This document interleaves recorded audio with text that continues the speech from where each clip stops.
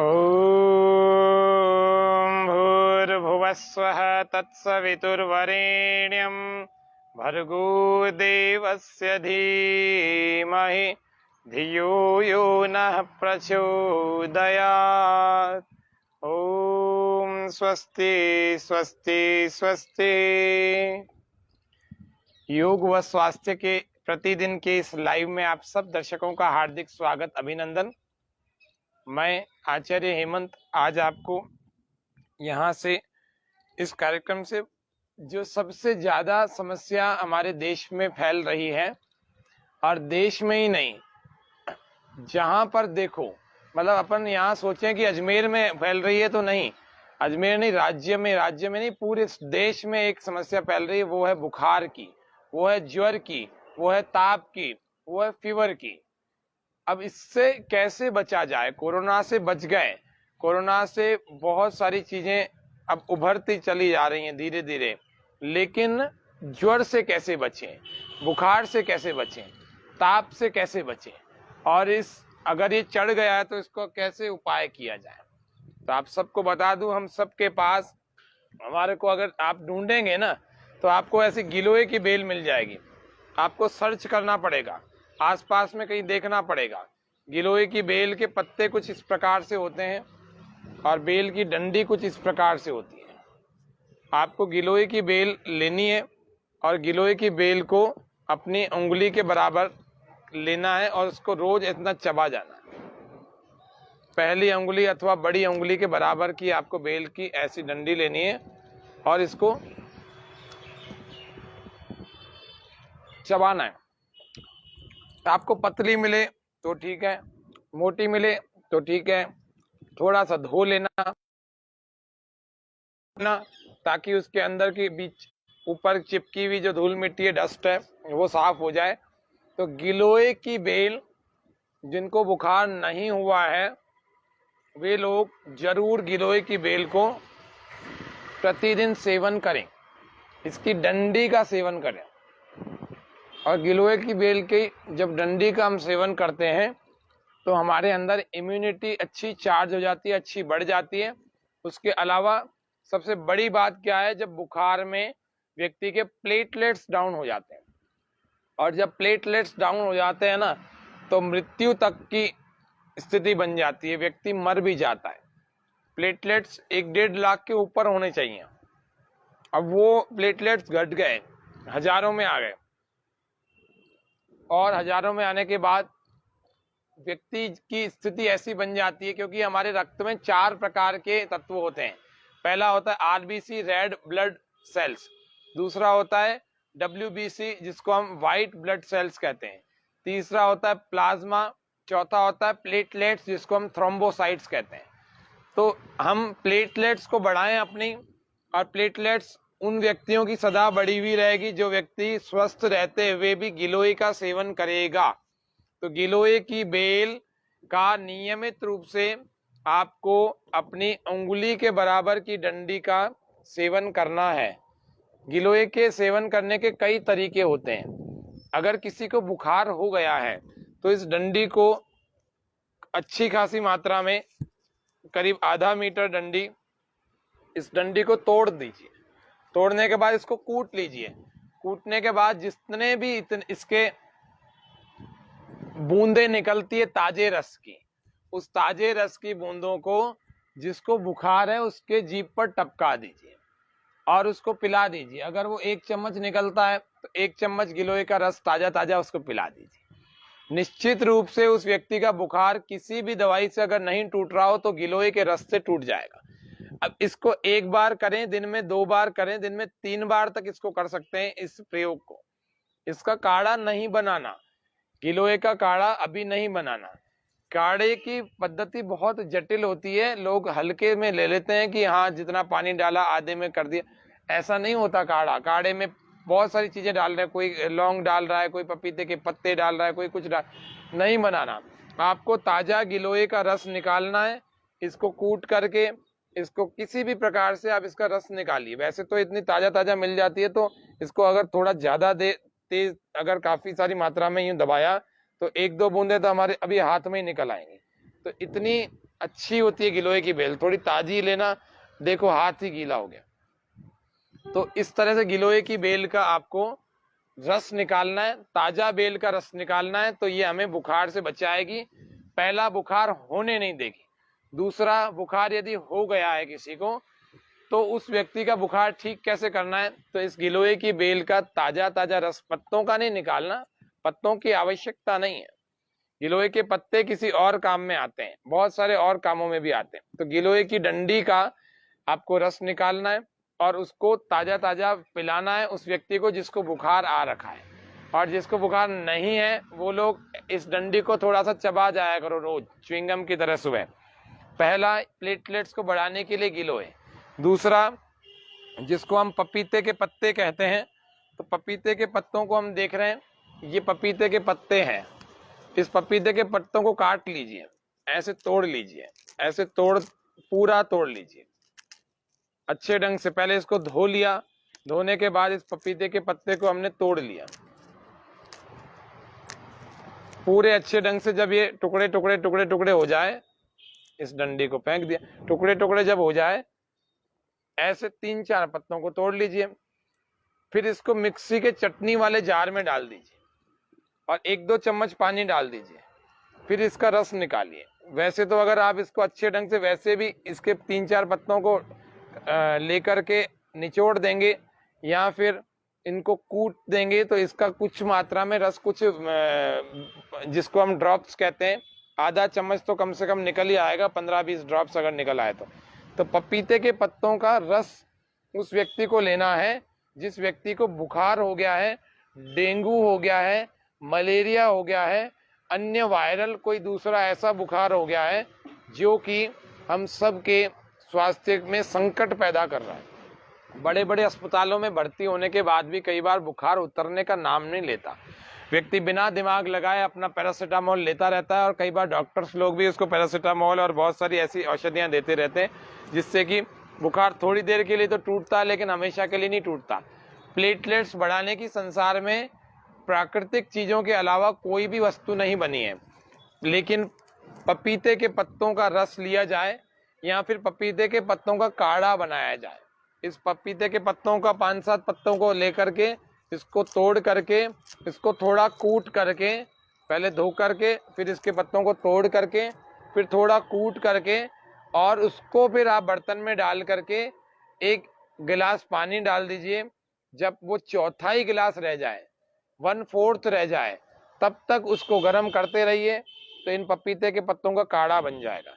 और इस काढ़े को उसी समय पिला दीजिए जिसके प्लेटलेट्स डाउन हो रहे हैं, जिसका डेंगू, जिसका मलेरिया और जिसका अन्य वायरल कोई फीवर आ रखा है, उसका ठीक नहीं हो रहा, तो उस व्यक्ति को गिलोय और पपीते के पत्ते बचा सकते हैं, उसकी जान बचा सकते हैं। यहाँ गिलोय दीजिए या पपीते के पत्ते दीजिए, दोनों में से एक चीज आपको देनी है, दोनों चीजें मिला के नहीं देनी है। अगर दोनों चीजें मिला के देना चाहें तो सुबह और दोपहर पपीते के पत्ते या फिर सुबह और दोपहर गिलोय की बेल या गिलोय का रस, इसका भी ताजा रस निकाल के दे सकते हैं, इसका भी ताजा रस निकाल के दे सकते हैं। काढ़ा बनाना है तो फिर केवल पपीते के पत्तों का बनाना, जिस विधि से बताया उसी विधि से बनाना। अगर आपको दोनों देने हैं कि बहुत हालत खराब है व्यक्ति की, अब क्या करें, तो गिलोय की बेल सुबह, शाम को पपीते के पत्ते, या सुबह पपीते के पत्ते, शाम को गिलोय की बेल, ये आपको ध्यान रखना है। दोनों भी देने हैं तो दोनों में अंतर होना चाहिए 4-5 घंटे का। एक तो ये महत्वपूर्ण बात हो गई। तो ये पपीते के पत्ते हमने खूब मंगा रखे हैं और खूब सारे लोगों को दे भी रहे हैं। देखो पपीते के ही पत्ते हैं, हाँ, खूब सारी गिलोय की बेल है, तो इसीलिए बेलें ही बेलें आ रखी हैं और ये पपीते के पत्ते ही पपीते के पत्ते। तो इस तरह से पपीते के पत्तों को आप सर्च करिए, ढूंढिए, मिलेंगे। ऐसा नहीं है कि नहीं मिलेंगे, आप 2-4 घर देखेंगे आपको कहीं ना कहीं पपीते का पेड़ मिल जाएगा, उसका पौधा उसका मिल जाएगा। तो उसको ताजे ताजे पत्ते लेकर के आने, धो करके उनका प्रयोग करें। डेंगू में, मलेरिया में, डेंगू में ये अमृत का काम करता है। जैसे व्यक्ति की जान बचानी है अगर, तो पपीते के पत्तों का ताजा ताजा रस दे दीजिए या उसका काढ़ा पिला दीजिए तो हमारी जान बच जाएगी। प्लेटलेट्स वापस अप हो जाएंगे और अपलिफ्ट जब होंगे तो व्यक्ति के मरने की संभावनाएं समाप्त हो जाएंगी। तो मरने की संभावना समाप्त हो गई तो फिर बुखार का उतरना तो सामान्य बात है, बुखार सामान्य, ज्वर तो वैसे भी उतर जाएगा। आयुर्वेद में कुछ औषधियां होती है, संजीवनी वटी होती है, संशमनी वटी, गिलोय घनवटी, महासुदर्शन घनवटी, ऐसे महासुदर्शन क्वाथ भी हमें बचाता है। तो ये भी, इनका भी सहारा लिया जा सकता है। लेकिन मैंने आपको मोस्ट इफेक्टिव, सबसे ज्यादा इफेक्टिव चीजें बताई हैं, जो कि पपीते के पत्ते में बहुत सारे ऐसे तत्व होते हैं जो ज्वर को तोड़ते हैं, बुखार को तोड़ते हैं।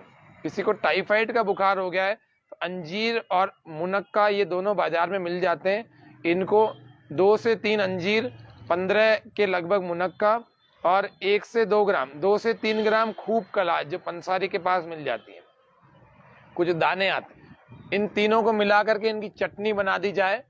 टाइफाइड वाले को यदि खिला दी जाए तो 3 से 5 दिन में उसका टाइफाइड भी उतर जाता है, चाहे वो कितने दिनों से उतरने का नाम नहीं ले रहा हो। तो इस तरह से आप इन तीनों प्रकार के बुखार और अन्य भी जितने वायरल दूसरे होते हैं उनसे बच सकते हैं।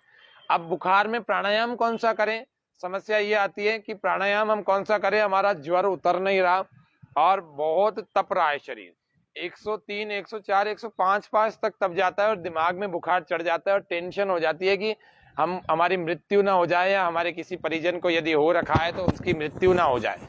बहुत चिंताजनक स्थिति हो जाती है।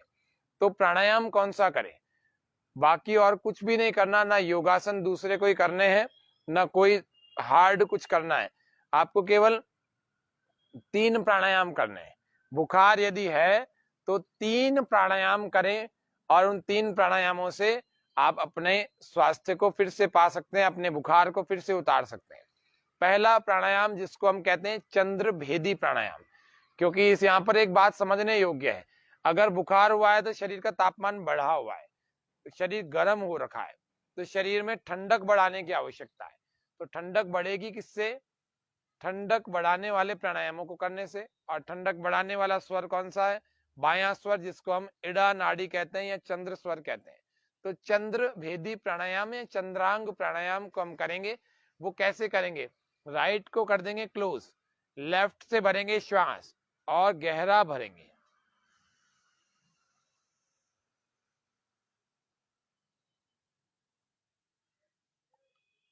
और राइट से बाहर छोड़ देंगे।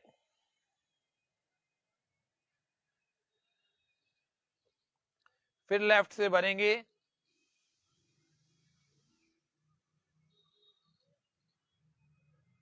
फिर राइट से बाहर छोड़ देंगे।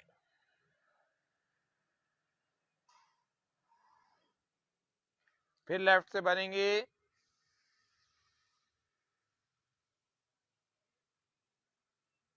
बुखार में करने योग्य प्राणायाम चंद्रभेदी प्राणायाम। हर बार आपको बाईं नासिका से भरना है, लेफ्ट नॉस्ट्रिल से इनहेल करना है और दाईं नासिका से बाहर छोड़ना है, राइट नॉस्ट्रिल से एक्सहेल करना है। फिर से देख लेते हैं एक बार चंद्रांग या चंद्रभेदी प्राणायाम। यह कार्यक्रम लाइव चल रहा है, किसी दर्शक का यदि कोई प्रश्न है तो वे भी पूछ सकते हैं, प्रयास करेंगे यहाँ से उत्तर देने का, समाधान करने का।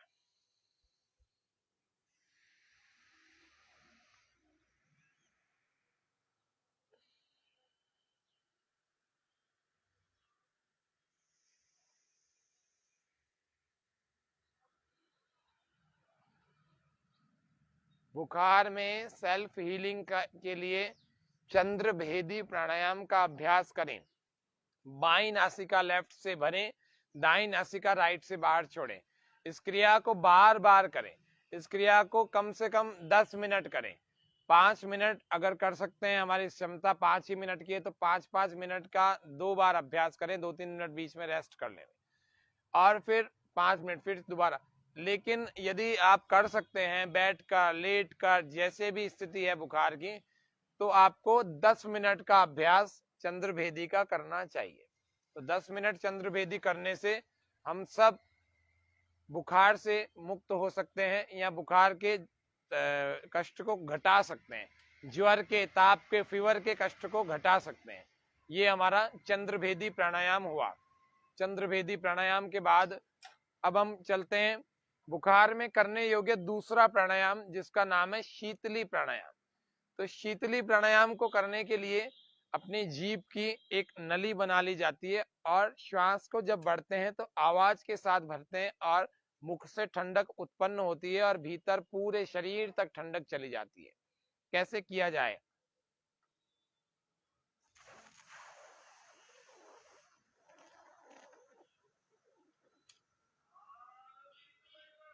जब पूरा श्वास भर लिया जाए तो थोड़ी देर रोका, भीतर रोक दिया जाता है और 10-15-20 सेकंड आप भीतर रोकें और उसके बाद राइट को बंद करें और लेफ्ट से बाहर छोड़ देंगे। शीतली प्राणायाम करने के लिए फिर से एक नली बना रहे हैं जीभ से, फिर से श्वास पूरा भर रहे हैं, गहरे लंबे श्वास।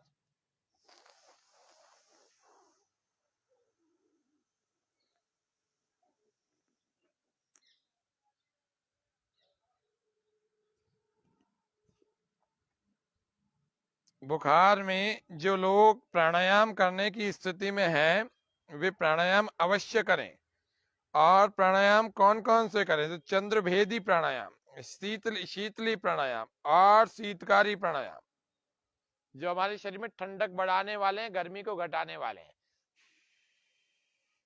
जो हमारे तापमान को समतुल्य रखने वाले हैं, समान रखने वाले हैं। इस शीतली प्राणायाम के 7 अभ्यास करना। ये 2 अभ्यास हमने किए, तीसरी बार फिर कर रहे हैं। कुछ कुछ लोगों की जीभ अगर ऐसे नहीं घूम पा रही तो ऐसे घुमा देना, कुछ लोगों की नहीं घूम पाती इसीलिए।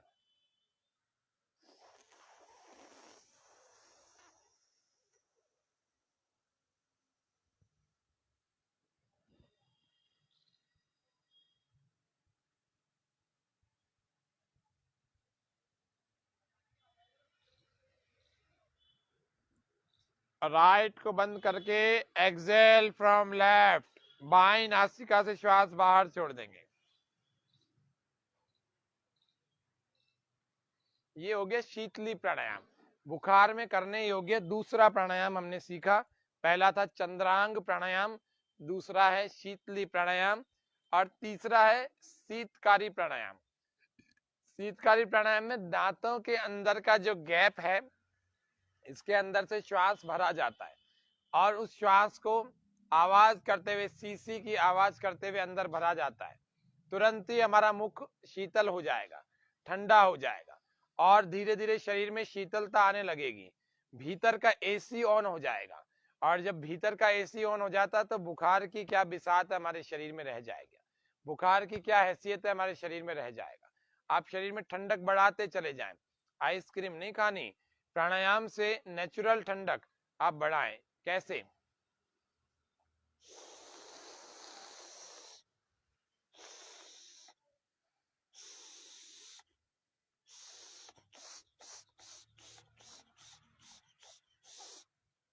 और अंदर रोक ले।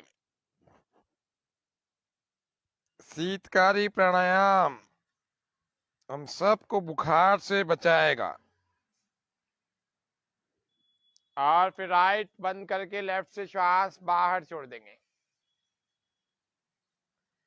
देखो एक बात सुन लो, कुछ लोगों को लगता हो कि मुझे बुखार ना हो जाए तो रोज ये 3 प्राणायाम कर लो और गिलोय का सेवन करो। और कुछ लोगों को लगता है कि मुझे बुखार हो गया है, अब मैं कैसे मुक्ति पाऊं, काफी दिन हो गए हैं झेलते हुए, लेकिन कुछ भी कोई भी चीज मेरे ऊपर फायदा नहीं कर रही। आप इन 3 चीजों को करके देखें, आप बिल्कुल ठीक हो जाएंगे, ये बात पक्की है। ये प्राकृतिक उपाय हैं, ये लगभग सभी शरीरों में काम करते हैं, लेकिन आपको पूरी विश्वास के साथ करने चाहिए, ये बात पक्की है। आपको कुछ ना कुछ लाभ तो अवश्य होगा। जिनकी बहुत गंभीर स्थिति है, काफी मात्रा में उनको लाभ होगा। पूरा ठीक हो जाने में थोड़ा हो सकता है, काफी दिन 20 दिनों से आप बुखार चला रहे हैं, 15 दिन से 10 दिन से चला रहे हैं, तो पूरा ठीक होने में हो सकता है 5-7 दिन 5-6 दिन लग जाए। लेकिन अगर आपको अभी 2 दिन या 3 दिन पहले ही बुखार हुआ है तो आपका 1 या 2 दिन में ही इन प्रयासों को, जो हम आज के इस कार्यक्रम को प्रारंभ से बता रहे हैं और अभी अंत तक बताएंगे, उन सबको करते करते आपका 1-2 दिन में ही, मैं तो कहता हूं कि आधे दिन में ही, 2-3 घंटे में ही बुखार का प्रभाव इतना कम हो जाएगा कि आपकी चिंता गायब हो जाएगी। फिर से शीतकारी प्राणायाम को कर रहे हैं। शीतकारी प्राणायाम बुखार में सबको करना चाहिए। ठंडक बढ़ेगी तो हमारा तापमान जो बढ़ा हुआ है 100 के ऊपर जा रहा है या 99 भी जा रहा है तो वो घट जाएगा, फिर से ठंडा हो जाएगा शरीर, मतलब अच्छा हो जाएगा शरीर। श्वास पूरा भरें।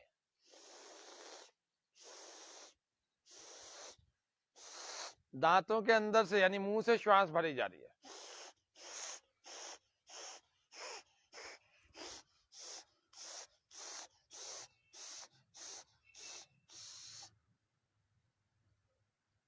अंदर रोक लिया जाए।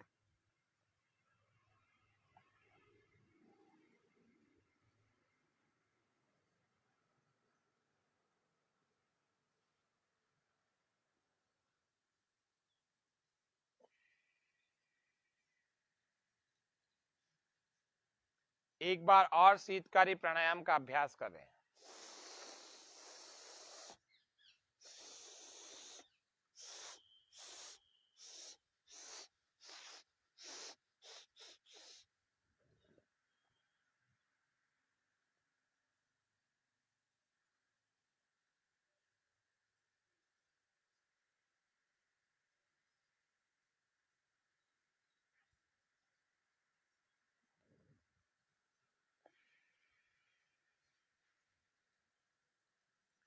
तो बुखार के जितने भी परेशान लोग हैं उन सब के लिए आज हमने आपको उपाय बताए। और अगर आप में और शक्ति है तो अनुलोम विलोम का अभ्यास 5 से 10 मिनट प्रतिदिन कर लीजिएगा, सुबह अलग और शाम को अलग। ये सारे प्राणायाम आपको चंद्रभेदी, चंद्रांग प्राणायाम, इसके अलावा शीतली प्राणायाम, उसके अलावा शीतकारी प्राणायाम। चंद्रभेदी में बाएं से भरते हैं, दाएं से बाहर छोड़ते हैं, बाएं से भरते हैं, दाएं से बाहर छोड़ते हैं। इसको 5 से 10 मिनट करना। और शीतली प्राणायाम को 7 बार करना है और शीतकारी को 7 बार करना है। इनको 7-7 बार करने से ही शरीर में अच्छी खासी ठंडक पैदा हो जाएगी। एक कहावत भी तो है, बचपन से आपने बहुत बार सुनी होगी, पैर गरम, पेट नरम और सिर ठंडा, फिर भी अगर डॉक्टर घर में आए तो मारो उसको डंडा। कहने का इतना मतलब है कि पैर हमारे गर्म हो। एक स्वस्थ व्यक्ति के पैर गर्म होने चाहिए, यानी कि उसका तापमान अच्छा होना चाहिए, और पेट नरम होना चाहिए, हलवे की तरह पेट नरम, और सिर ठंडा, सिर बुखार से तपता हुआ नहीं होना चाहिए। ये सब हमें पता होगा। ये ऐसी स्थिति हमारी बनी हुई होगी तो हमारे को बुखार नहीं होगा, डिहाइड्रेशन नहीं होगा, शरीर में किसी प्रकार का उपद्रव नहीं मचेगा और पेट नरम रहेगा। तो पेट नरम का मतलब आपका डाइजेशन सिस्टम अच्छा है, आपका नर्वस सिस्टम, आपका दिमाग भी अच्छा रहेगा, आपका चिंता की स्थिति बनी नहीं रहेगी, आप चिड़चिड़ापन में नहीं आएंगे, एंजाइटी नहीं होगी, स्ट्रेस नहीं होगा, डिप्रेशन नहीं होगा, और पेट अच्छा रहेगा तो दिमाग भी अच्छा रहेगा। तो सिर ठंडा। एक और बुखार वालों के लिए, जिनको डेंगू, जिनको मलेरिया अथवा जिनको अन्य वायरल कोई बुखार हो गया है, उन सबको एक उपाय और बता रहे हैं। कल फिर हम बुखार पर कार्यक्रम लेकर आएंगे, परसों फिर हम बुखार पर कार्यक्रम लेकर आएंगे। बहुत सारे दर्शकों की यह मांग थी कि बुखार अभी तेजी से फैल रहा है, बढ़ रहा है, इसके लिए कुछ उपाय बताएं। तो ये कार्यक्रम तीनों दिन बुखार पर रहेगा। आज पहला दिन, कल दूसरा, परसों तीसरा। कल ये चीजें भी बताएंगे और नई चीजें भी बताएंगे। बुखार के लिए प्राकृतिक रूप से यौगिक उपाय कौन कौन से होते हैं वो हम आज से बताना प्रारंभ कर रहे हैं। एक और, जब बुखार ज्यादा हो, अपना तापमान कंट्रोल होने की बात नहीं हो पा रही हो, तो अपने पूरे शरीर को आप गीले कपड़े से पोंछें, रगड़ेंगे नहीं, पोंछेंगे, गीला कपड़ा लगाएं और हल्का हल्का पोंछें। इससे भी बुखार में अच्छा खासा लाभ होता है। हमने बहुत सारे लोगों को करके देखा है, निश्चित रूप से बहुत लाभ होता है। और अपने पैरों को भी हम ठंडे पानी में भिगो कर रखते हैं, थोड़ी देर गर्म पानी में भिगो कर रखते हैं, 2-2, 3-3 मिनट अगर इस प्रयोग को करते हैं तो 15-20 मिनट अगर इस प्रयोग को कर लिया जाए तो भी बुखार में अच्छा खासा लाभ होता है। तो आज बुखार और ज्वर, जिसको हम कहते हैं, ताप कहते हैं अथवा फीवर कहते हैं, किसी भी प्रकार के बुखार के लिए यह प्राकृतिक उपाय करें जाए।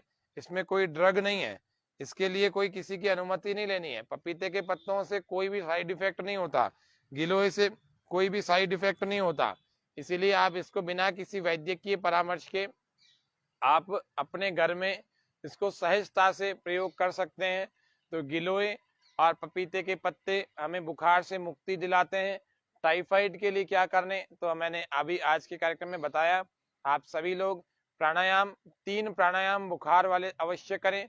बुखार में अगर तप रहे हैं, परेशान हो रहे हैं, तो 3 प्राणायाम चंद्रभेदी, शीतली और शीतकारी, वो कैसे करने हैं, जो लोग अभी नए जुड़े हैं वे लोग इस कार्यक्रम को पूरा होने के बाद इसको देख सकते हैं। और यह पूरा कार्यक्रम देखें। बुखार के जितने भी परेशान लोग हैं, ये सभी लोग इस ज्वर को अपने शांत करें और जीवन में स्वस्थ रहें। स्वस्थ रहेंगे तभी तो मस्त रहेंगे। जीवन में मस्त रहें, व्यस्त रहें और स्वस्थ रहें। आज के कार्यक्रम को इतना ही रखते हैं।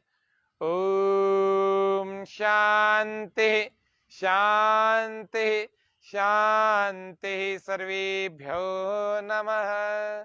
स्वामी न्यूज के सभी दर्शकों के उत्तम स्वास्थ्य की मंगल कामना, शुभकामना के साथ में आज के कार्यक्रम को यहीं पूरा करते हैं। सभी दर्शकों का हार्दिक आभार, हार्दिक धन्यवाद।